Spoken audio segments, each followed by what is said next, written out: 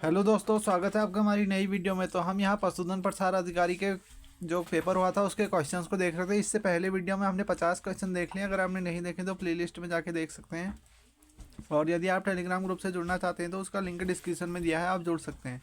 तो आइए शुरू करते हैं। तो जैसे इसमें हमारा पहला प्रश्न है, यानी 51वां, कि the diploid number of chromosomes in sheep is, यानी भेड़ों में गुणसूत्रों की द्विगुणित संख्या कितनी होती है। तो ये होती है हमारी 54। 54 जो होते हैं ये द्विगणित संख्या होती है गुणसूत्रों की।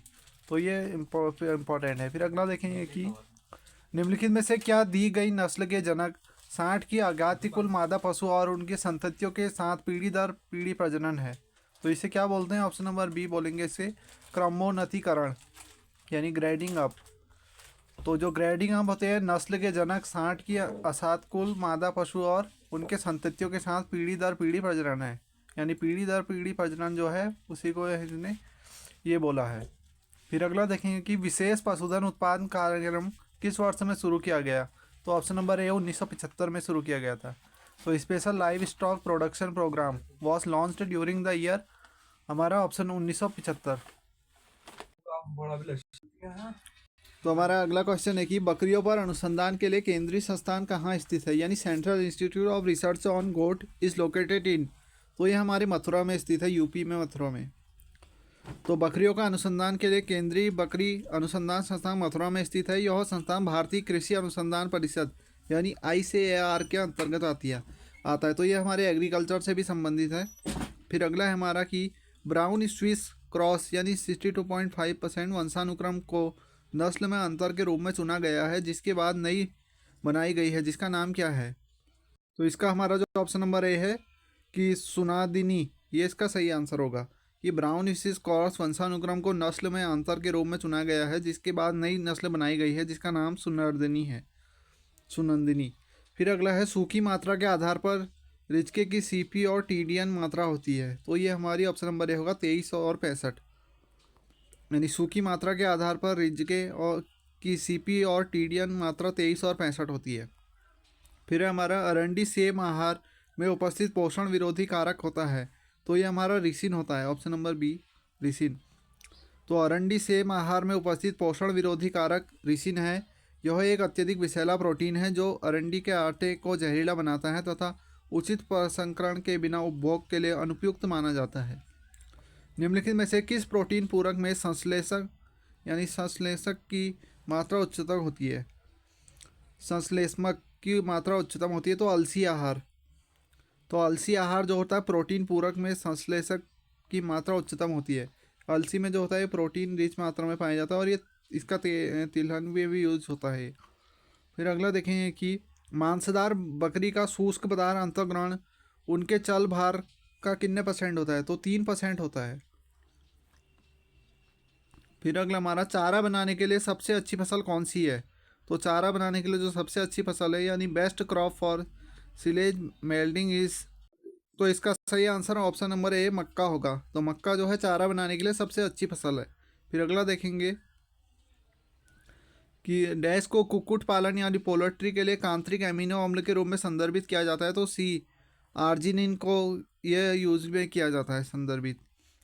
फिर अगला देखेंगे कि बाड़े यानी फरोवरिंग शो के लिए आवर्त क्षेत्र में आवश्यक फर्श का क्षेत्रफल क्या होता है? तो ये ऑप्शन नंबर बी होगा 9 मीटर स्क्वायर। फिर अगला देखेंगे कि सुअर के बच्चों को दलदल से बचाने के लिए बाड़े में फर्श के स्तर के लगभग 25 सेंटीमीटर, तो ऑप्शन नंबर डी रक्षक पटरी प्रदान किया जाता है। फिर अगला देखेंगे कि पशुओं द्वारा मुद्रा बदलते समय गतिविधि के लिए आवश्यक स्थान क्या होता है? तो ऑप्शन नंबर सी गतिशील स्थान यानी डायनामिक स्पेस। पशुओं द्वारा मुद्रा बदलते समय गतिविधि के लिए आवश्यक स्थान, तो इसे वो डायनेमिक स्पेस कहते हैं। और शरीर के वे अंग जिनका उपयोग पशु गति के लिए करते हैं उन्हें गतिशील अंग कहते हैं। तो जिनके लिए वो मोशन के लिए कर रहे हैं उन्हें गतिशील अंग बोलेंगे, जिनमें पैर, पंख, भुजाएं, पंख, पूंछ ये शामिल हैं। और जो स्थिति के लिए बनाए रखने के लिए करते हैं उसे डायनेमिक स्पेस बोलते हैं। फिर अगला है हमारा भैंस के शुक्राणु वीर्य में सीड्स में पाया जाता है। तो क्या पाया जाता है? तो ऑप्शन नंबर बी हमारा इसका बी सही होगा, हाइलुरोनिडेज, ये इसमें पाया जाता है।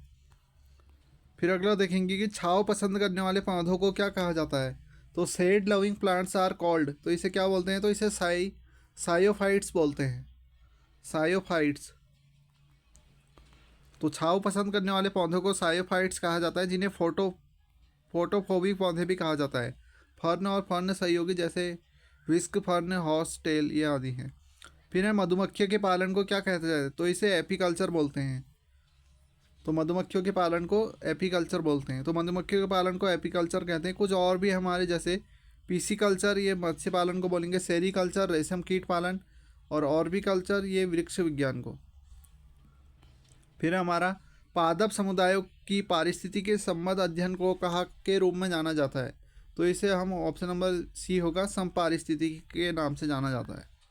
तो समपारिस्थितिकी जो है, पारिस्थितिकी वह शाखा है जो पौधे और प्राणियों के समुदायों, उनकी पारस्परिक क्रियाओं और उनके पर्यावरण से संबंधों का अध्ययन करती है। यह एक विशिष्ट वातावरण में एक साथ रहने वाले विभिन्न पौधों के बीच में संबंध की जांच करता है।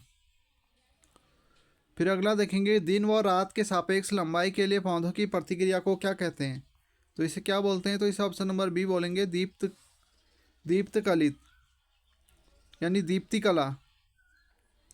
कला बोलेंगे। दीप्ति कला वह प्रक्रिया जिसमें द्वारा पौधों द्वारा रात और दिन की सापेक्ष लंबाई की प्रतिक्रिया करते हैं। यह पौधे के विकास, पुष्पन और अन्य शारीरिक प्रक्रिया को प्रभावित कर सकता है। कुछ पौधों को फूलने के लिए दिन और रात की लंबाई में बदलाव आवश्यक होता है।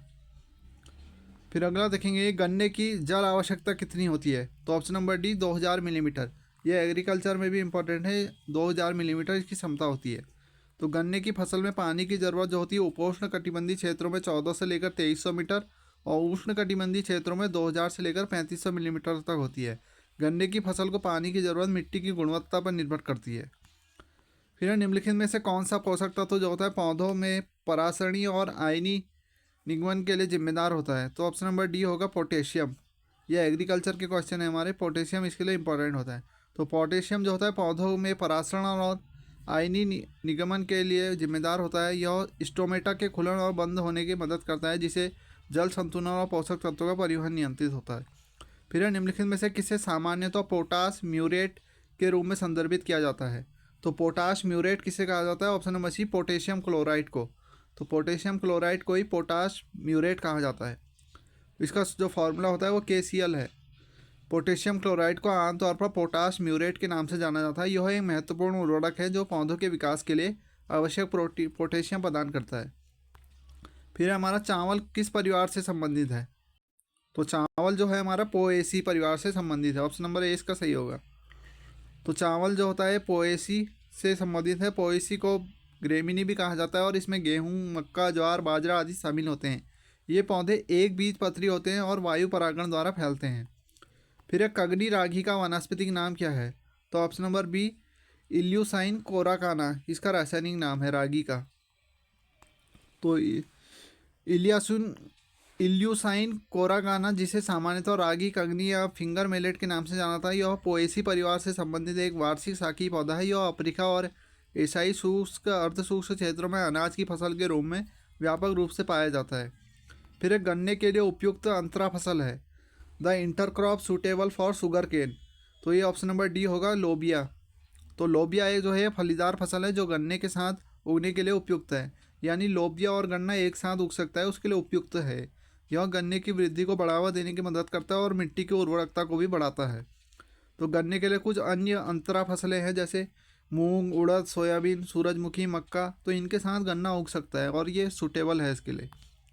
फिर लाल मृदा समूह से संबंधित है, तो ऑप्शन नंबर बी, अल्फीसॉल इस समूह से संबंधित है। तो अल्फीसॉल एक महत्वपूर्ण मृदा समूह है। यह उष्ण कटिबंधीय और उपोष्ण कटिबंधीय क्षेत्रों में पाई जाती है। यह उर्वरक ग्रहणीय और जल धारण क्षमता वाली होती है, जिससे यह कृषि के लिए उपयुक्त होती है। भारत में, उत्तर भारत में गंगा के मैदानों में अल्फीसॉल पाई जाती है। फिर कौन सा पोषक तत्व पौधों में स्थिर होता है, तो ऑप्शन नंबर डी, कैल्शियम, ये पौधों में स्थिर होता है। तो which one of the nutrient element is immobile in plant, तो पौधों में जो कैल्शियम एक स्थिर पोषक तत्व है, इसका मतलब है कि कैल्शियम पौधों के ऊतकों की गति नहीं कर सकता है और इसलिए इसे पौधों के पुराने भागों के नए भागों में स्थानांतरित नहीं किया जा सकता है। और कैल्शियम पौधे की कोशिका भित्ति की संरचना, एंजाइमों को सक्रिय करना, पराग अंकुरण और पराग ट्यूब विकास में भाग लेना आदि के लिए आवश्यक है। फिर अगला देखेंगे, कि निम्नलिखित में से भूमि शोधन के लिए किसका उपयोग किया जाता है। तो भूमि शोधन के लिए किसका उपयोग किया जाता है? ऑप्शन नंबर सी, चीनी की, इसे बोलते हैं प्रेस मेड या चीनी की मेल।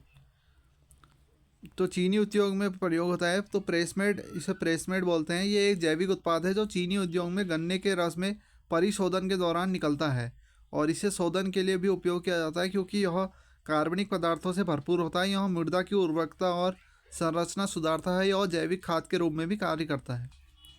फिर निम्नलिखित में से सोलोनेसी सब्जी कौन सी है? तो ऑप्शन नंबर ए, बैगन। बैगन एक सोलोनेसी सब्जी है।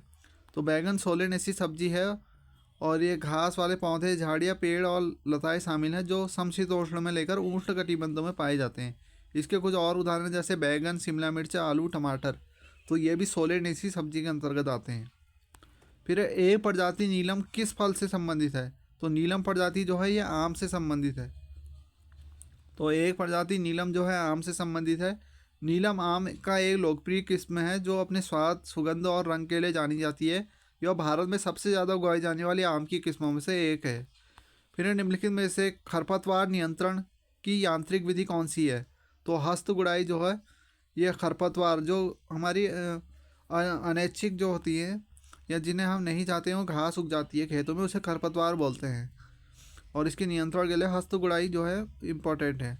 तो यांत्रिक विधियाँ वे होती हैं जिनमें शारीरिक श्रम या उपकरणों का उपयोग करके खरपतवारों को हटाया जाता है, और हस्त गुड़ाई एक पारंपरिक और यांत्रिक विधि है जिसमें हाथ से या छोटे कृषि उपकरण का उपयोग करके खरपतवार निकाली जाती है। फिर प्रतिरोपित चावल में फसल खरपतवार प्रतियोगिता के लिए क्रांतिक अवधि है। तो इसका जो सही आंसर होगा ऑप्शन नंबर बी होगा, 45 दिन। तो प्रतिरोपित चावल में फसल खरपतवार प्रतियोगिता के लिए क्रांतिक अवधि 45 दिन होती है। तो ये देख सकते हैं प्रतिरोपित चावल में फसल खरपतवार प्रतियोगिता के लिए क्रांतिक अवधि 45 दिन होती है। यह एक अवधि है जब खरपतवारों को चावल की फसल पर सबसे अधिक प्रभाव पड़ता है, और इस अवधि के दौरान खरपतवार पोषक तत्व, पानी और प्रकाश के लिए चावल के साथ प्रतिस्पर्धा करते हैं। इसमें चावल की उपज में काफ़ी कमी हो सकती है। फिर निम्नलिखित में से जैविक पौधनाशक पदार्थ कौन सा है? तो ऑप्शन नंबर डी, कोलेगो। वो कोलेगो जो है एक जैविक पौधनाशक है जो कोलेटिट्रम और ग्लेओसोपोरियडस नामक कवक फफूंद पर आधारित होता है। यह विशिष्ट खरपतवारों को नष्ट करने के लिए प्रयोग किया जाता है। तो जैविक पौधनाशक पदार्थ हमारा ऑप्शन नंबर डी, कोलेगो है। फिर एंट्राजीन में खरपतवार के नियंत्रण के लिए एक चयनित पौधनाशक पदार्थ है, तो मक्का है। एंट्राजीन जो होता है मक्का में खरपतवार के नियंत्रण के लिए एक चयनित पौधनाशक है। मतलब एंट्राजीन जो है एक चयनात्मक शाकनाशी है जिसका उपयोग मक्का में खरपतवार के नियंत्रण के लिए किया जाता है। यह खरपतवारों में प्रकाश संश्लेषण को बाधित करने का काम करता है जिससे वह मर जाते हैं। फिर मौसम मानचित्र पर समान तापमान के स्थानों को जोड़ने वाली रेखा कौन सी है? तो समताप वक्र बोलते हैं इसे, आइसोथर्म।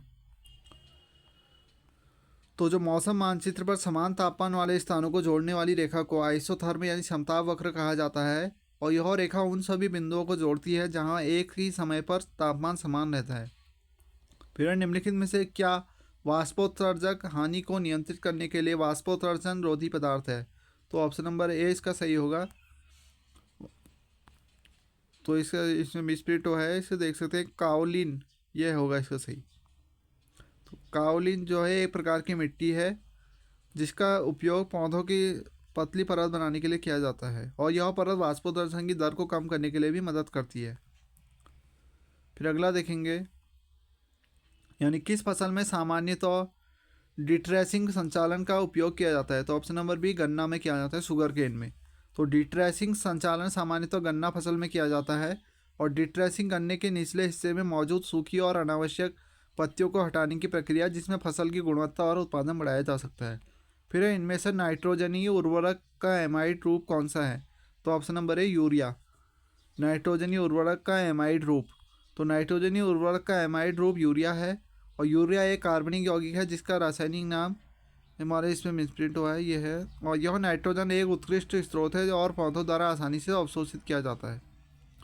फिर निम्नलिखित पंक्ति स्वरूप के साथ एक ही भूमि के हिस्सों पर एक साथ दो या दो से अधिक फसलों की खेती क्या कहलाती है? तो ऑप्शन नंबर बी, पंक्ति अंतराशयन बोलते हैं इसे, रो इंटरक्रॉपिंग बोलेंगे। तो जब एक ही भूमि के हिस्से पर निश्चित पंक्ति स्वरूप में दो या दो से अधिक फसलों की खेती की जाती है तो इसे पंक्ति अंतराशयन कहा जाता है और इस प्रणाली में फसलें निश्चित पंक्तियों में बोई जाती है। फिर अगला लास्ट क्वेश्चन है कि खांचे फर्रों में सिंचाई चक्रों के ऑन एवं ऑफ अवधि के एक क्रम में अंतरायिकता से पानी लगाना क्या कहलाता है? तो ऑप्शन नंबर सी बोलेंगे इसे आवेश सिंचाई। तो इसका हमारा ऑप्शन नंबर सी सही होगा, आवेश सिंचाई। तो आवेश सिंचाई एक ऐसी विधि है जिसमें पानी या नाली किनारों पर, तो ऑप्शन नंबर सी सही होगा, सर्ज सिंचाई, जो पारंपरिक सतली सिंचाई की तुलना में अधिक कुशल है। तो थैंक्स फॉर वॉचिंग, मिलते हैं अगली वीडियो में, तब तक के लिए goodbye. Please subscribe my channel.